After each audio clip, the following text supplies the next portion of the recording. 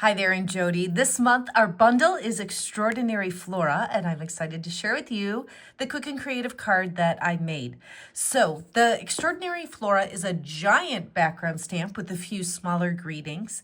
And I am going to use some strawberry slush cardstock, Versamark ink. I'm going to just leave my stamp with this photopolymer image up, and then I can just tap my Versamark ink onto that image. And I'm going to set the piece of strawberry slush right over the top. And then what I'd like to do with big background stamps is just put my scrap paper right over it and then rub to get that image. This way I don't have to worry about my fingers getting inky at all. I can just very easily flip that scrap paper over. Now we've got that gorgeous tone on tone with the Versamark. So if you don't know any color you use Versamark with, it will take on that color to give you that tone on tone. I'm going to do the exact same thing as far as inking up my stamp, but now I'm going to take my card base, this is basic beige, and I'm going to line it up right along the edge. Scoot that out of the way, flip the card, or the scrap paper rather, and rub in the same way to get that image onto the card front. Now, because the card front is just a little wider, and this is so light, the basic beige, it's definitely less dynamic than the strawberry slush.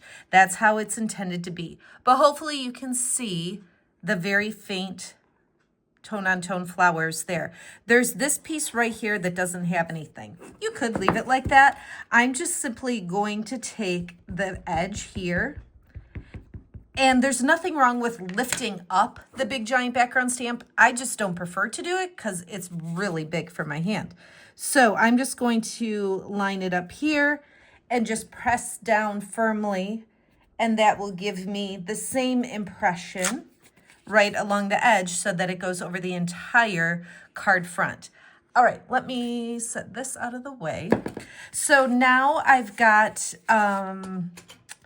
these pieces stamped. The only other thing we're going to stamp is this little circle here, also basic beige, and I've got strawberry slush ink, and we're going to use the greeting out of the stamp set that says "with love," and I'm just going to put it off to the side just a little bit right there.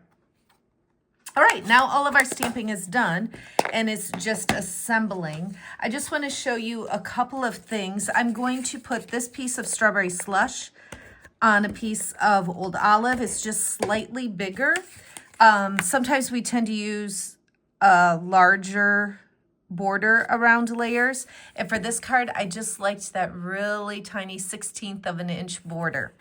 All the measurements are in the tutorial, so don't worry, you've got that all there. I'm taking 2 feet of twine, linen thread, I think. Not twine, same difference, basically.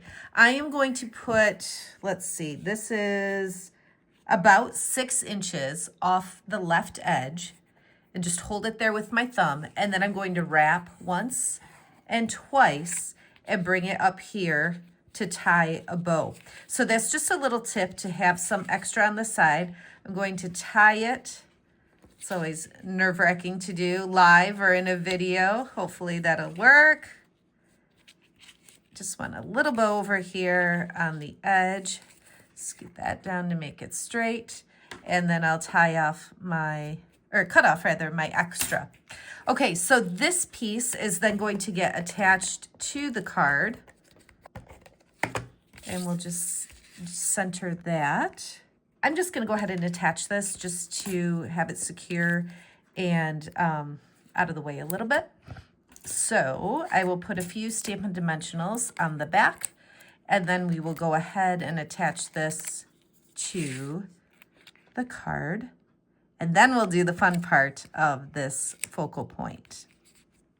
Part of this bundle is the washi tape. I grabbed just a piece. I like to use the thick basic white for this.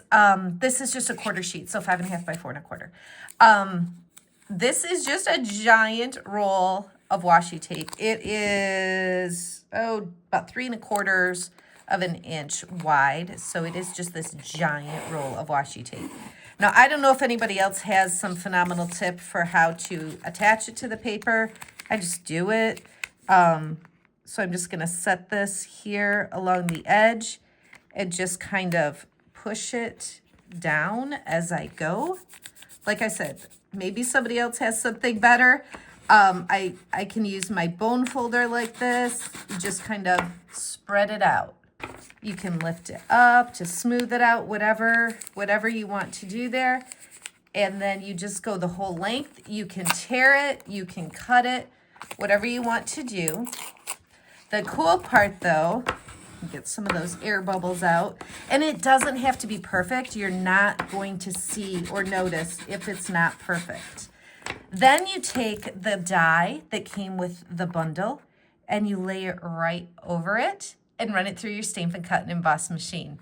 When you do that, we'll slide it off here, you get all of these individually cut pieces. And it's just so fun to have all of these to work with on your projects. I decided to take this biggest piece and just add that right here. So we're just going to have a pretty simple focal point. I want to show you one little trick. So this part here overlaps the circle. So I'm going to go ahead and put adhesive on that edge of the circle and that little part there. And then I'm going to take a Stampin' Dimensional and place it right over here on that leaf that sticks out down here. And what I'm going to do when I place it is I'm just going to kind of slide it until that makes contact. The dimensional underneath is making contact with the edge of the circle. That part is raised up so it's even with the circle. This part lays flat on the circle. So that's what I've got for you. It's pretty straightforward, just a couple little tips to help you out. I hope you enjoy this month's cards. Thanks for watching.